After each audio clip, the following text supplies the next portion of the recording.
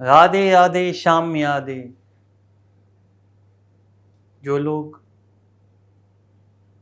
पाकिस्तानियों या यूं कहूँ आतंकी हमले द्वारा जिन परिवारों ने अपने बच्चे खोए हैं, माँ बाप खोए हैं, उनको मेरी और मेरी पार्टी की तरफ से संवेदनाएं। और मैं जिससे ये बात कहना चाहूँगा, देखिए हमारी मतलब सपा और बीजेपी, मोदी जी, हमारी एक दूसरे से डिफरेंसेस हैं, सोच में हो सकते हैं। वो अपनी गाड़ी लेके बढ़ रहे हैं, हम अपनी लेके बढ़ रहे हैं। कभी वो आगे हो जाते हैं, कभी हम पीछे रह जाते हैं, कभी हम आगे हो जाते हैं, वो पीछे रह जाते हैं। पर हमारा मकसद अपने अपने देश के लिए अच्छे बेहतर कल की एक नींव रखें, उसको आगे सुचारू रूप से चलाएं। और उससे बड़ी बात कि हम अपने बच्चों के भविष्य में क्या छोड़ना चाह रहे हैं वो आगे करें। और मैं कोई इस बात को आप लोगों के सामने एडमिट करने में कोई दिक्कत नहीं कि मोदी जी अच्छा काम कर रहे हैं।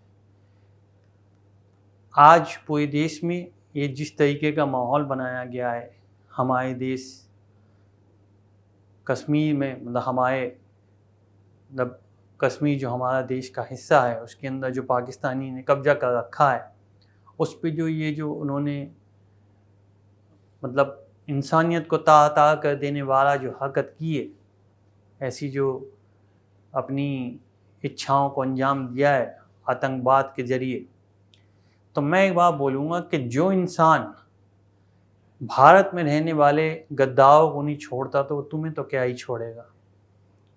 और एक बात और बतला दूं मैं आपको,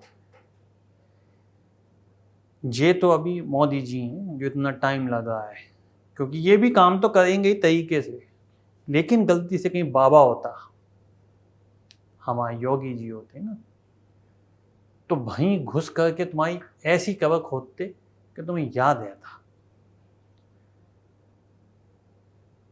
और तुम क्या सोच रहे हो, एक आदमी के हाथ में वो अपने पत्नी के साथ घूम रहा है, निहत्ता, हाथ में कुछ नहीं है, चक्कू तक नहीं है, नेल कटर तक नहीं है भाई साहब, और तुम उसके सर पे बंदूक रख के बोल रहे हो कि आयत पढ़, और उसको उसकी की बीवी के सामने मार दे रहे हो। तुम्हें शर्म आनी चाहिए। अगर शर्म नहीं आती है ना तो मौत आएगी, और वो भी ऐसी आएगी कि तुम रूहें कांपेंगी। और तुम किन के लिए कर रहे हो ये सब, तुम्हारे आकाओं के लिए या बहत्तर हुओं के लिए? ऐसे सुअरों का चेहरा तो हुए भी नहीं देखती हैं, समझ में आ गई, जो नीचे ऐसी घटिया हरकत करके आते हैं। अरे दम है तो पढ़ लिख करके आओ ना आगे, और ऐसा कुछ करके दिखाओ कि यार हमारे पास भी कोई पावर है, मिल करके चल के दिखाओ तो पावर है, मैन टू मैन लड़के दिखाओ तो पावर है तुम्हारी। ऐसे तो क्या है, ऐसे तो कोई भी घुस करके वहाँ आएगा तुम्हारे यहाँ। पर ये जो तुमने हरकत की है ना, ये हिंदुस्तान भूलेगा नहीं, और तुम्हें तो अब भूलने देगा भी नहीं। क्योंकि एक बात समझ लो, जब घड़ा भर जाता है ना, तो या तो पानी उसमें से बहता रहता है, या फिर एक टाइम पे घड़ा फट जाता है।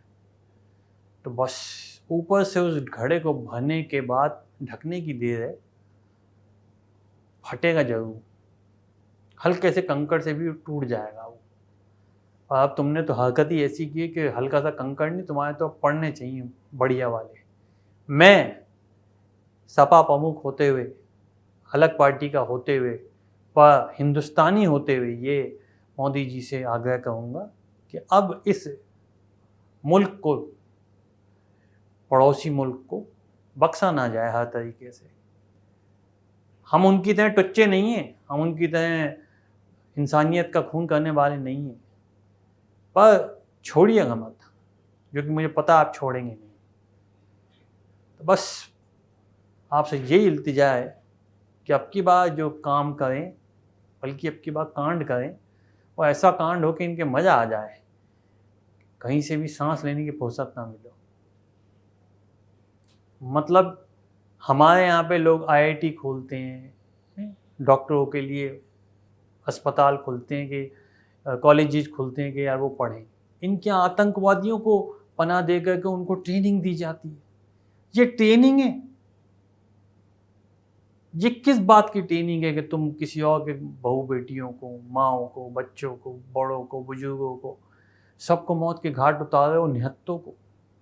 ट्रेनिंग तुम ले रहे हो मिलिट्री से लड़ने की और लड़ रहे हो तुम आम आदमी से। चलो कोई बात नहीं, ऊपर वाले ने सबका हिसाब करना है, जो कि अब तुम्हारा भी होगा। मोदी जी, मेरी आपसे अपील, भले ही मैं सपा से हूँ पर मैं एक सच्चा हिंदुस्तानी भी हूँ, अब की बार मत छोड़ियो, अब की बार कर दो इनकी आधे आधे, देखा जाएगा फिर, जो बचेंगे कर लेंगे हम लोग आधे आधे। जय श्री राम।